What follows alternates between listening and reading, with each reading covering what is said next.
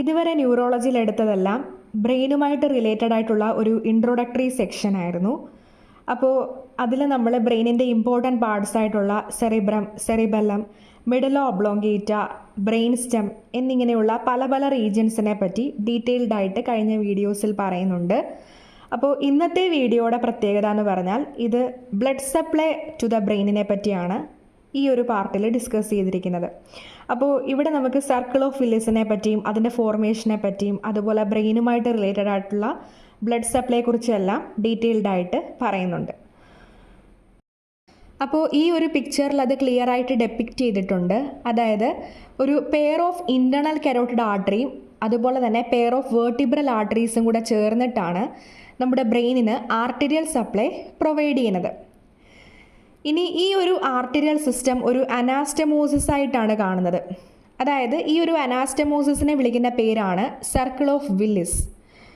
Circle of Willis form ചെയ്തിരിക്കുന്നത് നമ്മുടെ base of ബ്രെയിനിലാണ്. Base of ബ്രെയിനിൽ കുറച്ചും കൂടെ സ്പെസിഫിക്കലായിട്ട് പറഞ്ഞു കഴിഞ്ഞാൽ ഇൻ്റർപിഡങ്കുലാർ ഫോസയ്ക്ക് ചുറ്റുമായിട്ടാണ് ഈ ഒരു സർക്കിൾ ഓഫ് വില്ലിസ് കാണപ്പെടുന്നത്. അപ്പോൾ ഇവിടെ ഓർക്കേണ്ട പോയിന്റ് എന്ന് പറഞ്ഞാൽ നമ്മുടെ ബ്രെയിനിലേക്കുള്ള ആർട്ടീരിയൽ സിസ്റ്റം ഒരു അനാസ്റ്റമോസിസ് ആയിട്ടാണ് കാണുന്നത്. അതിനെ വിളിക്കുന്ന പേരാണ് circle of Willis. Circle of Willis form ചെയ്തിരിക്കുന്നത് ഇൻ്റർപിഡങ്കുലാർ ഫോസയ്ക്ക് ചുറ്റുമായിട്ടാണ്, ബേസ് ഓഫ് ബ്രെയിനിലായിട്ടാണ് അത് കാണുന്നത്. ഇനി ഇൻറ്റേർണൽ കരോട്ടിഡ് ആർട്ടറി എവിടെയൊക്കെയാണ് സപ്ലൈ ചെയ്യുന്നത്? നമ്മുടെ ബ്രെയിനിൻ്റെ ഫ്രോണ്ടൽ, പെറൈറ്റൽ ആൻഡ് ടെമ്പറൽ ലോബ്സിനെയാണ് ഇൻറ്റേർണൽ കരോട്ടിഡ് ആർട്ടറി സപ്ലൈ ചെയ്യുന്നത്. Frontal, parietal and part of temporal lobes, ഇതിനെയാണ് ഇൻറ്റേർണൽ കരോട്ടിഡ് ആർട്ടറി സപ്ലൈ ചെയ്യുന്നത്. ഇനി വേർട്ടിബ്രൽ ആർട്ടറീസ് എവിടെയാണ് സപ്ലൈ ചെയ്യുന്നതെന്ന് ചോദിച്ചു കഴിഞ്ഞാൽ ഓക്സിപിറ്റൽ പാർട്ടിലും അതേപോലെ തന്നെ ടെമ്പറൽ ലോബ്സിൻ്റെ ഒരു പാർട്ടിലും അത് സപ്ലൈ ചെയ്യുന്നുണ്ട്. അതിനോടൊപ്പം തന്നെ ബ്രെയിൻ സ്റ്റെമ്മിനെയും സെറിബെല്ലത്തിനെയും സപ്ലൈ ചെയ്യുന്നുണ്ട്. അപ്പോൾ വേർട്ടിബ്രൽ ആർട്ടറീസ് മെയിനായിട്ടും സപ്ലൈ ചെയ്യുന്നത് ഓക്സിപിറ്റൽ പാർട്ട് അതുപോലെ part of temporal lobes along with brain stem and cerebella, ഇത്രയും പാർട്സിനെയാണ് സപ്ലൈ ചെയ്യുന്നത്. വേർട്ടിബ്രൽ ആർട്ടറീസ് മെയിനായിട്ടും അതിൻ്റെ ബ്രാഞ്ചസ് ആയിട്ടുള്ള ബേസിലാർ ആർട്ടറിയിൽ കൂടെയാണ് മെയിനായിട്ടും അത് സപ്ലൈ ചെയ്യുന്നത്.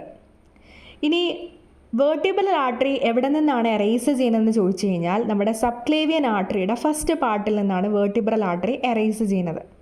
ഇനി ഈ രണ്ട് വേർട്ടിബ്രൽ ആർട്ടറീസും യുണൈറ്റ് ചെയ്തിട്ടാണ് ബേസിലാർ ആർട്ടറി ആയിട്ട് മാറുന്നത്.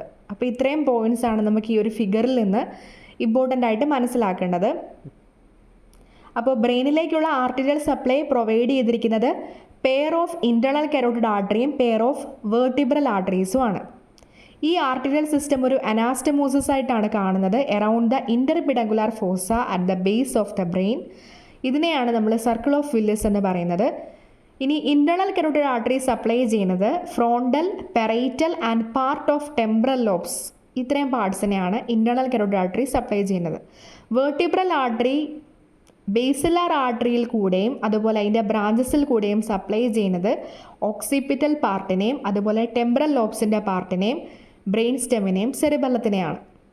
ഇനി വേർട്ടിബ്രൽ ആർട്ടറി എറേസ് ചെയ്യുന്നത് first part of the subclavian ആർട്ടറിയിൽ നിന്നാണ്. അതുപോലെ രണ്ട് വേർട്ടിബ്രൽ ആർട്ടറീസും യുണൈറ്റ് ചെയ്തിട്ടാണ് ബേസിലാർ ആർട്ടറി ആയിട്ട് മാറുന്നത്.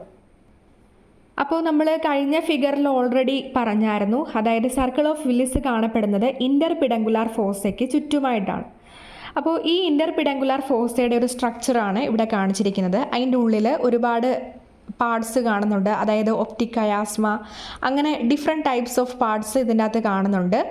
അപ്പോൾ ഈ പറഞ്ഞിരിക്കുന്ന പാർട്സിനെ എല്ലാം, അതായത് ഇൻ്റർപിഡങ്കുലാർ ഫോസയുടെ ഉള്ളിൽ കാണുന്ന സ്ട്രക്ചേഴ്സിനെ എല്ലാം എൻക്ലോസ് ചെയ്തുകൊണ്ടാണ് നമ്മുടെ സർക്കിൾ ഓഫ് വില്ലിസ് കാണുന്നത്.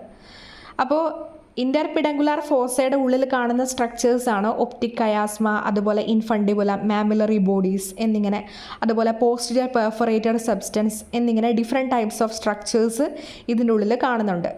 അപ്പോൾ ഈ ഇൻ്റർപിഡങ്കുലാർ ഫോസയുടെ ചുറ്റുമായിട്ട് എൻക്ലോസ് ചെയ്തിട്ടാണ് സർക്കിൾ ഓഫ് വില്ലിസ് കാണുന്നത്.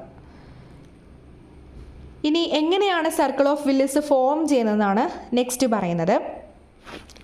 അപ്പോൾ അത് നമുക്ക് ഈ ഒരു ഫിഗറിൽ കൂടെ മനസ്സിലാക്കാൻ പറ്റും.